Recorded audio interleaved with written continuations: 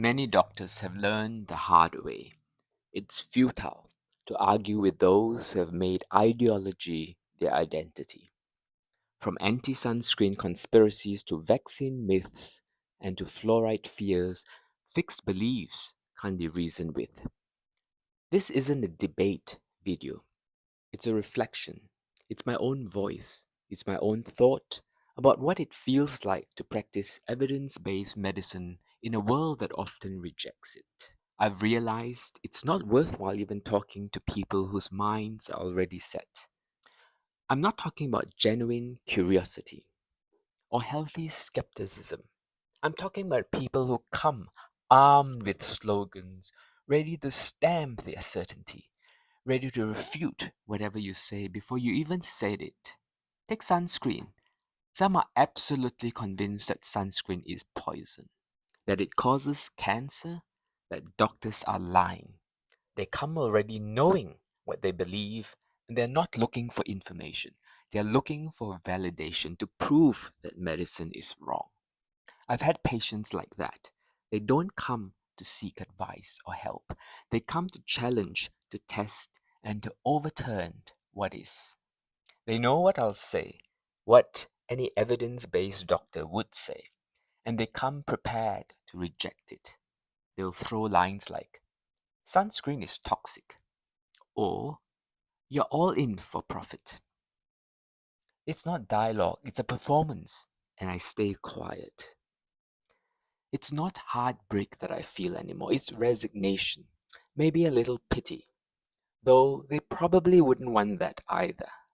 They're full of confidence and certainty that they are right, and that's that. What I feel is quiet fatigue, that kind that comes from realizing that some people simply no longer trust normal standard medicine, from watching reason lose to self righteous certainty. You'll see it again with vaccines, the same tired refrains. Vaccines causes autism, vaccines are government control, vaccines are dangerous. And always cry of freedom, my body, my choice. Yet when you strip it down, that freedom usually means the loud freedom of a small minority imposed over the safety of the larger community. That freedom to reject becomes everyone else's risk to bear. Fluoride is another example. In parts of Australia now, local councils decide whether to add fluoride to water. Decades of data show it prevents tooth decay safely at levels we use.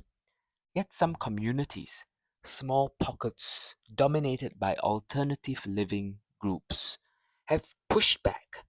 People who see themselves as enlightened, natural, liberated from chemical medicine. They smoke marijuana and other chemicals they call natural or organic, not realizing that plant chemicals can also be dangerous to health when inappropriately used. Most modern medicines are actually derived from plant molecules and natural chemistry in the first place. They reject doctors, mistrust science, and now they shape local policy. Public health, once guided by evidence, is slowly being shaped by belief. And then I heard recently about an influencer who promoted natural birth at home. She believed childbirth should be untouched by doctors or hospitals. But then her labor went wrong. They refused medical intervention until the very last resort, when it was already too late. She had her own strong beliefs and a reputation to uphold for thousands of followers.